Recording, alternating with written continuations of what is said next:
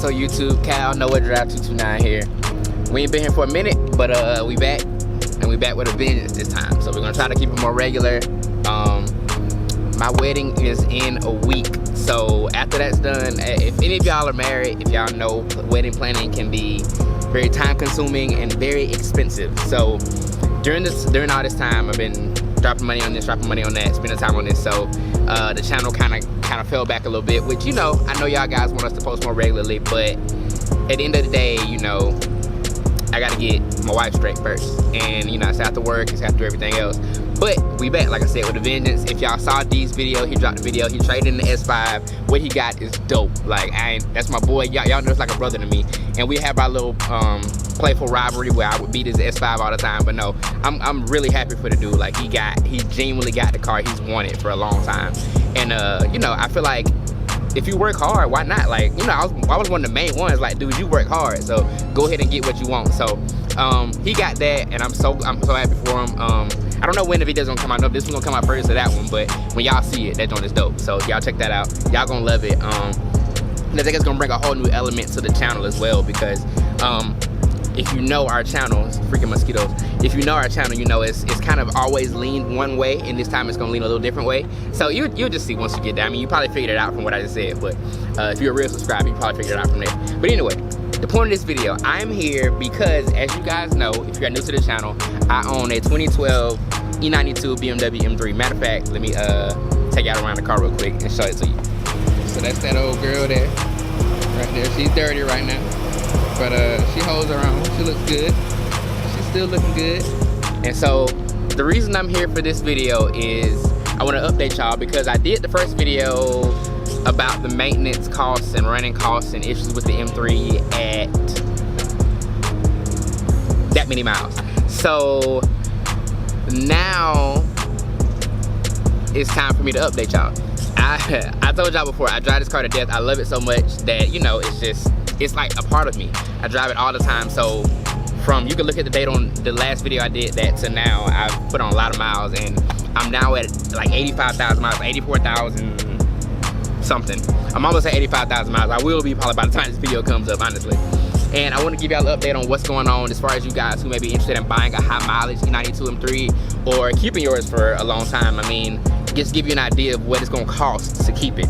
So let me be honest with y'all. Since that video where I updated y'all on the maintenance costs and told y'all throttle actuators went bad at 60K, since that video, what have I fixed? Nothing. I've spent nothing on this car but freaking gas money. That's it. And nothing else is broken. The car still runs perfectly fine. It's time for tires now, but other than that, like, literally, dude, like, I haven't done anything to the car. The car has been bulletproof. It hasn't given me any issues. The only small issue I can say is that I started having this weird idle right after filling up. And from what I read, it's like this valve that, you know, is an issue with the E92 M3s. It's like a fuel tank vent valve or some crap, where basically you'll get this weird erratic idle for a few minutes after you fill up the tank. And I mean, it doesn't bother me. Like, I kind of like it sometimes. It's kind of cool because it makes the car run real heavy sometimes. Like, you heard it heavy now. I don't know if you can hear that, but it was really heavy now and it just toned down. But yeah, it makes the car run kind of heavily, and I mean, it sounds cool. I know I need to get it fixed eventually, but I don't even know how much it is. I hadn't looked into it, but I mean, for 85,000 miles, this car has been pretty much bulletproof, other than that one issue that warranty covered. So I'm really not mad at it. My warranty still runs to like 100K, 100 something K, so I'm still safe on this car. I mean, if I want to keep it, I can. No issues. My gas mileage is still crap. It's still like 12 to 14 miles per gallon. Not a whole lot going on there. I mean, but you know, you don't buy this car for the gas mileage. What else can I say nothing's gone wrong with it. I mean, I'm gonna just tell you straight up, nothing's gone wrong with it. You do start to notice little things over time though. So like I said, my car's a daily driver and I use it like a car. Like, I'm not one of those people that, like, you know, this is my baby, don't put this in there. No, it's a freaking car at the end of the day. So I haul stuff in it. If I need to go pick up something for the store, for the house, it goes in the trunk. The seats go down and it goes in the trunk. And my little the seal around the trunk, right at the bottom where the little weather stripping has come loose. It's just like a matter of putting it back in and putting some glue on it. So I'll probably do that soon. I'm trying to think of what else has like kind of shown over time. Nothing else. Everything, the interior quality is still good. I'm gonna take y'all in there and show y'all that, matter of fact. Interior quality still good, like nothing's peeling, nothing's coming up. It's a little dirty right now, but nothing's coming up. Like everything's still good. The cup holders are cracked, but they still, you know, work well. I mean, honestly, the interior's still good. Like there's no issues with it. Like I said, the cup holders are crap, but they still work well. The shifter still works. Mechanically, she's fine. You can see no check engine lights other than what it's saying that I'm not in park, which there's no park function. I don't even know why that's a thing on there. But yeah, I mean, the car just, I mean, it just works. Like it's practical. My fiance's little sister rides with us all the time. She hops in and out the back seat comfortably. It's a little tedious getting in and out because she's clumsy, but getting in and out, I mean, other than that though, it's like, you know, it's cool. Like I have no complaints about the car, if I'm straight up with you. Like I'm very confident in keeping it till 100,000 or more. I know one of our subscribers had his to like 220,000, 230,000 before he wrecked it. I mean, I'm sure it would have still been running had he not wrecked it. But yeah, I mean, for you guys that are seriously considering getting a e92 M3 with high mileage to save some money, or you have one and you're worried about keeping it, like I said, I have warranty on mine till 100K. But honestly, if I didn't have it, I still would be fine. I haven't fixed anything. Like, it's been a blown speaker a couple times, and the throttle actuator's at 60K. That is it. I haven't had any major issues. I had a Blackstone oil report done. If I can find it, I'll put a screenshot of it up here. But if, I mean, the thing basically was like, the car is fine, it's running smooth. Like, there were no issues whatsoever on my Blackstone oil report. And I actually purposefully ran my oil a little longer. Like I told y'all in the video before, I changed my oil every about 7,000 miles or so. I ran it to 10,000 that time just so I could see, like, worst case scenario, what's my oil look like. Everything was fine. Like literally the thing was like, keep up the good work, keep maintaining the car you are, keep maintaining the car the way you have been. So I mean, everything's good. Like everything has been bulletproof with this car. She still moves. I mean, and I guess that brings me to my next point of how long do I plan on keeping it. So in an ideal world, I would like to keep this car forever.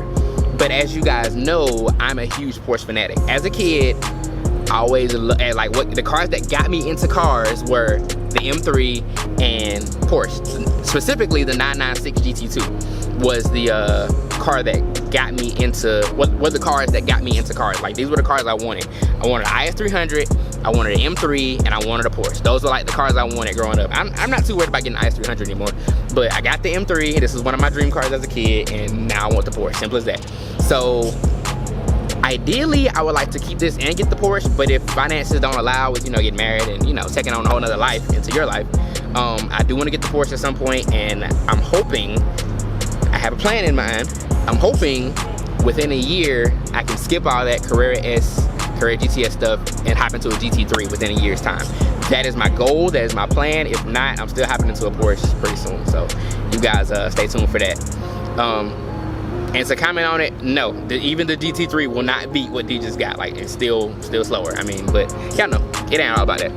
I ain't into it. If I wanted to go fast, I would have turboed a C6 or something. I love German engineering. That's my thing. That's what I love. That's what I grew up around. Like I told y'all in one video, I learned how to drive in the S-Class. The second car I learned to drive in was a 750 Li. Like, I drove all that stuff. That was what I know. That's what my parents always had. So that's just what I know. I have German bias, like, in me. That's how I was raised. So I gotta stay German. Even if I don't, I'm hoping the new M3 is actually better. But all in all, I'm rambling. All in all, I love it, but the only issue I can say I'm starting to have with it is just me wanting something new. Like, the issue with the E90, the thing with the E92 is that, and I've said it before, I'll say it again, it's a timeless design. However, timeless does not mean modern. So if I take a car and like the M4, for example, looks much more modern than my car. It looks cooler. To me, it looks cooler. It looks more edgy, you know, all that stuff. This car down the line will probably look better, but right now, the more modern stuff really appeals to my eye. Like, aesthetically, it really appeals to my eye. So that could be the only issue I would say I have with this car at 85,000 miles, is that I've had it for like 3 years now, and at this point, I'm starting to look more at stuff that's more pleasing aesthetically.